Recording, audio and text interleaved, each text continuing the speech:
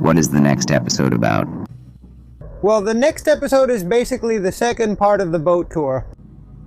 And you'll have everything tidied up before recording, right?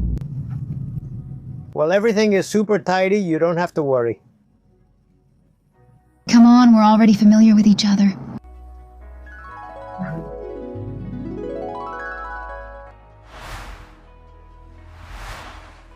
Today we are going to save a lot of effort on the boat tour of our boat.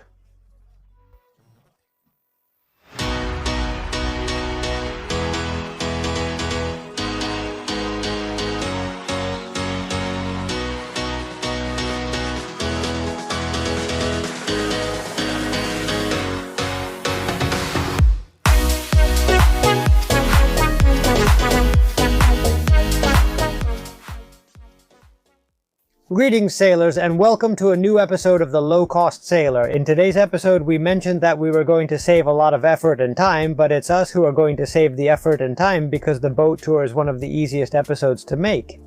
Especially for Carlos, who is lazy and it's August and he doesn't want to do anything. He doesn't want to lift a finger. But don't worry, it's going to be a really interesting episode. We're going to see a lot of new things we have here, and above all, what we want is for you to pay attention to everything we're going to show you so that later you can comment and tell us which are the most interesting things you'd like us to delve into in future episodes. For those who haven't seen the first episode of the boat tour, where we gave the tour of the exterior part, you have it here in the link. Do not miss out on it. Therefore, without any further delay, let us commence.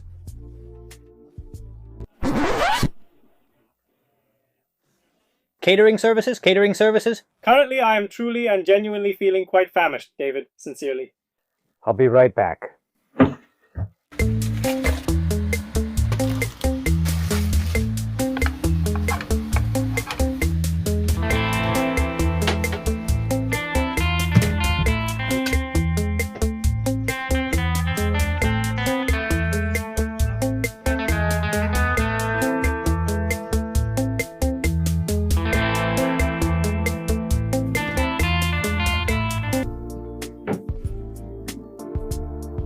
Well, let's start.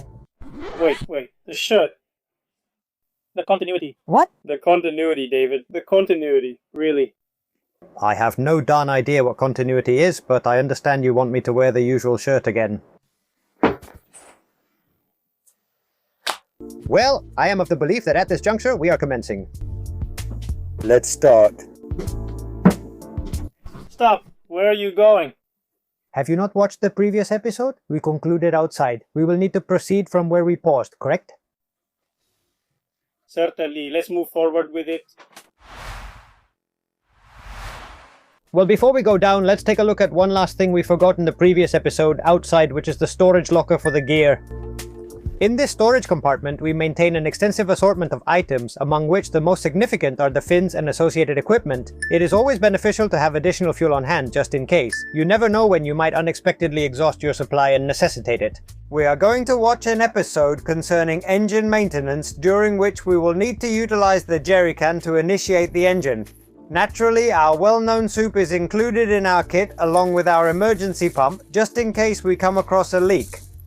And two very remarkable things: oxalic acid is the best for completely whitening the boat's deck and is very inexpensive compared to other products. And this particular item, which we will also explore in an upcoming episode, is the emergency mounting bracket that enables me to securely attach the outboard motor to the boat. With this equipment, let's just say that this very week I found myself needing to enter the port and even traverse a distance exceeding 10 miles using it. Although we hide many more things around here, chains of respect, anchors, endless ropes, more defenses, everything, but I think we've already seen the main things, so if you follow me, let's go down.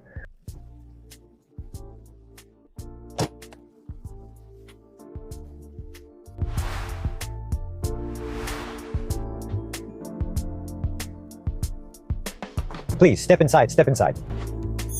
Oh my goodness, this is remarkably organized. Lara must have undoubtedly given you a comprehensive talking to, without any doubt. This is typical. Let's proceed directly to the heart of the matter. Let's commence with the bow section. This boat is equipped with 3 cabins, a bathroom, and a lounge area. Let's begin with the forward cabin, which is designed in a triangular shape. There is a closet located here. The initial item we currently have in our possession, for instance, is something that ideally every individual should possess, which is an emergency preparedness kit. It includes a radio, flares, and the smoke signal, which is no longer mandated according to the updated legislation, a flashlight, and other essential items in case you need to evacuate the vessel promptly. It's watertight. This is completely watertight. Well, this particular sticker ensures it remains watertight. Then, do you recall in the first episode, perhaps where we worked on the windlass? The first episode? We weren't famous. We weren't even famous. We did the thing with the winch for the boat. I've added a switch here that I can turn on and off so it can be used wirelessly or not. And at the same time, as I've already told you, I put plenty of these cigarette lighter connectors all over the place connected to the battery, because we'll see that they can be very useful to us. And next, some cushions. These cushions are meant to be placed outside on the boat, and they were also a gift from Jesus, a follower of the channel. Thank you very much. And then this is where in winter I store the main solar panel from outside, and I have another old backup panel with a controller, a cable, and a cigarette lighter connector. So if I still need more energy, I can place this anywhere. Plug it into any of the boat's cigarette lighter sockets and it will start supplying more power to the boat. Moreover, on this particular side, we possess our miniature diving bottles, which you may have observed in our earlier episode. There's the half-liter version as well as the 1-liter version, both equipped with the inflator that is located here. The emergency kit contains remnants and leftover items from various experiments that we have previously conducted. This is very interesting too, a fishing magnet. It is supposed to lift up to 40 kilograms of weight, so when something falls to the bottom of the sea, I pick it up and throw it down like this. I've recovered at least a few screwdrivers. You drop it to the bottom of the sea and keep moving it around until you find them. Now, with the drone overhead, you can even see exactly where it is, and that way you can retrieve something you may have dropped, which is quite common. Well, one of the cameras that we have installed, I still need to update one of them right here, and on this other side there is not much else. Just some cables and mats. These cables I still have to take care of are for an installation I want to do for an electric outboard motor on the boat. We will see it later. It is over there. And this container, which serves as the packaging for a gadget we possess over there, which we will delve into in a separate episode, is our most cost-effective AIS transmitter currently available in the market. Moreover, right here we have a storage closet containing the old Prino, extra safety equipment, wetsuits for the entire family, the kids, towels, and all those kinds of miscellaneous items. And very importantly, I usually keep the boat plugged in, and I always have the dehumidifier running, and this one, which is super small, is really great. I usually have it on 24 hours a day, and it removes a lot of moisture from the boat. This way the boat is always as dry as a bone. It takes up little space when you're sailing, and you can put it anywhere. It's wonderful. Arid, dry as a bone. I just use paten a lot. Arid and dry as a bone. Arid and dry as a bone, spotless and clean as a whistle. Indeed, arid and dry as a bone, spotless and clean as a whistle. Dry as tuna. Like dried tuna, arid as dried tuna. The dehumidifier enables me to maintain the boat as dry as dried tuna throughout the entire year. You'll observe there's absolutely no humidity, no indications of moisture anywhere. This is wonderful. I will put the link in the description for many of these things, because this one, I think it cost 25 euros, something like that, no more. Let's continue. Let's head to the living room now. If Carlos backs out and doesn't get himself killed, what do we have here? AliExpress weather station, the cheapest one, but mainly to know the time and also to have the humidity and temperature inside. We're in the north and it's 26 degrees, so we won't complain inside. Outside it must be 17. Our TV. This TV also has one of those mounts, so you can swivel it and all that, and you can move it from side to side. It came with the boat and runs on 12 volts. It is truly wonderful because it possesses a multitude of features. Primarily, I utilize it to accommodate the Raspberry Pi and subsequently as a conventional television. So, for instance, within this cube, which originates from IKEA, you will notice IKEA items all around. The reality is they are super useful. For example, I have the well-known windlass remote control here, and this is where I keep the remotes. This is usually where I'd watch the Raspberry Pi. I am able to control it using the mouse, and subsequently I have the capability to configure the plotter. Presently, we have the plotter displaying our boat, and simultaneously, if desired, we have the option to, for instance, configure the overhead camera. I have the ability to, at any given moment, click here for the Always on Top feature. This allows me to have both things visible simultaneously. Our vessel, along with other vessels that are displayed using the AIS system, and at the same time the harbor, because right now we are positioned in the harbor, Furthermore, naturally it possesses the capability to watch films with a USB DVD player, the standard television that receives signals from the antenna you observed at the top of the mast, and it also incorporates this antenna amplifier to adjust it when necessary. Let's eliminate Telecinco as swiftly as feasible. In this particular area, what we possess are numerous small-sized drawers designated for tools and similar items. Here you will find the binoculars, along with various sorts of things that I keep stored around here. A container specifically designated for adhesive tapes. I absolutely adore adhesive tapes as they are incredibly useful. Duct tape for practically everything, even to repair a pulley. Our renowned smoke extractor, which we store here, and even over here, still awaiting installation, which you might have observed in another episode. Our emergency illumination devices specifically designed for the vests. This particular sofa, situated on this side, features a compartment beneath it specifically designed to store a wide range of provisions, cloths, fishing equipment, and various other similar items. If we move to the other side, we discover very similar items. Another small cabinet equipped with drawers to store various items. Another innovative gadget from IKEA designed to store remote controls. This underwater flashlight is truly remarkable. I actually purchased it from AliExpress too. Like almost everything, it's submersible down to a ton of meters and it's incredibly bright. A high-intensity laser that, if you need to signal yourself at night, even has a lock because it's so powerful, with several modes. This is in case you want to throw a party or turn this into a club. To undergo surgery for myopia. If you take this off, it is a super powerful laser pointer. With this you can make yourself visible from a long distance. More flashlights, very important, spare parts. A traditional mosquito zapper, because in the end when you are anchored and there are mosquitoes, since we will also see that we have the inverter, we can use anything that runs on 220. The first of the fire extinguishers, because we have two. We're going above the law, no longer following the royal decree, but going beyond the royal decree. Various fishing tools. We have many. Yes, do we know how to use them? No, but we do have tons of them. Indeed, we engage in the practice of catch and release fishing. Let's take it one level further. The most eco-conscious people practice catch and release fishing, in which they release the specimen each time, but that stresses them. We engage in the practice of no-catch fishing, which essentially means we cast the fishing rods and do not even capture the fish.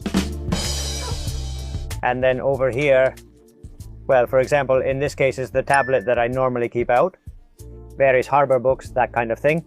And this one, which we'll dedicate an episode to, is the cheapest AIS transmitter I've managed to find, and it's an ideal add-on for our Raspberry, because the Raspberry receives the signals and this one is able to transmit them and make us visible. A survival guidebook, our famous Chinese-made Baofeng radio with its charger. Usually when we're in port, we place it right here on its base, where it stays while recharging. And then there's this cabinet that used to be a medicine cabinet, but in reality we use it as a pantry. I was missing this table, but with it you can turn the sofa into a bed, a big bed, and then aside from the 3 bunks, there is still room for someone else. Down here is where I keep the tools. And as you can imagine, I have a whole lot of tools. Maybe one day we'll dedicate an episode to all the useful tools I usually keep on the boat. You have previously informed us regarding the pole dance bar. It's a bit too thick for pole dance. I don't know if you've practiced it, Carlos. I practice it a lot in private, and this one is a bit too thick. It needs to be thinner. Nevertheless, in relation to the pole dance bar, in conjunction with our smoke detector that we observed in a previous episode, what we possess is the table, and the table, if you scrutinize it more attentively, appears absolutely magnificent.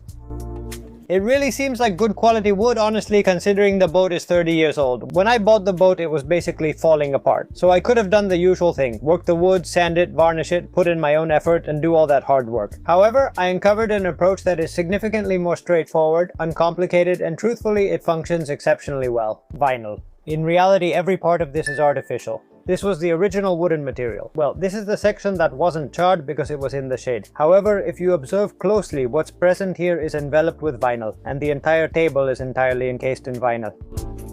It looks like wood, holds up much better, wears less, you can get it wet, and it looks real.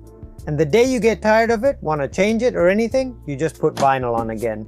In fixing up the table, which maybe we'll devote an episode to how to use vinyl, but in fixing up the table I must have spent about €4 on vinyl and less than an hour and a half doing it.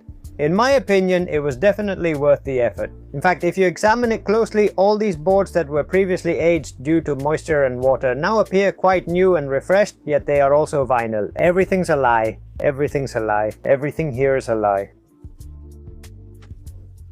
Finally, on this side, well, you'll see that I have 220 volt outlets everywhere so that it's always convenient to plug things in. Subsequently, we shall observe the advancement of the 220 installation. Positioned beneath is the boiler. The boiler was already operating effectively. There exist the pressurized water pumps and the boiler that functions in conjunction with the engine's cooling system. That is to say, when the engine is running, the water heats up, but it also had the possibility to connect to 220 and it wasn't connected. And I connected it. But when I connected it to 220, I added a couple of little things. Do you see this controller here? This controller here is also Chinese, super cheap. What it allows me to do is measure the temperature inside and then set it to automatic mode so that the water heats up to a certain temperature and then stops. It also has Wi-Fi and I control it from home, so I can decide, no, look, tomorrow I'm going to the boat, I'm going to start heating the water and I don't waste anything. When I'm not on the boat, whenever I want, like everything else, I can control it remotely. And of course, well, down here, like you would have seen in another one of our episodes, are our level gauges. A very nice finish. A really good finish. It is a final touch-up, just in case, what they call the just-in-case silicone, and then we can move on to one of the central parts of the boat, or the most important ones. Surrounding the chart table is the area where nearly all of our electronic devices and primary innovations are situated. Carlos, please open the door. It's David here. Your wife reached out to me. You really need to come out now. She has run out of cheese slices to slide under the door for you. Come on, open up. What's happening? What's happening? Scandalous. What's going on? How long have you been working on it? When will it be finished? I'm in the process of editing, my friend. Allow me to complete it. What seems to be the issue? However, your wife reached out to me. Does this imply that you are spending an excessive amount of time on it, or is there something happening? I'm at the point where it's turning out amazing. Where are you at? I'm diligently working on it, just completing the final touches and then it will be finished. Additionally, it's going to be a spectacular 35-minute video, or something quite similar. Great. 35 minutes. 35 entire minutes. Do you genuinely think people have nothing more valuable to do during the summer than to spend 35 minutes watching our video? Certainly not. No, shorten it, cut it down to half. We crafted this video to lessen our workload, so if we can create 2 videos, we save twice the effort. Engage in work presently, but at this moment. The most extraordinary is still yet to come. Truly, the most extraordinary will be unveiled in the subsequent episode. If you found this enjoyable, in the forthcoming episode, you'll be absolutely thrilled by the groundbreaking innovations we're set to introduce, so stay alert.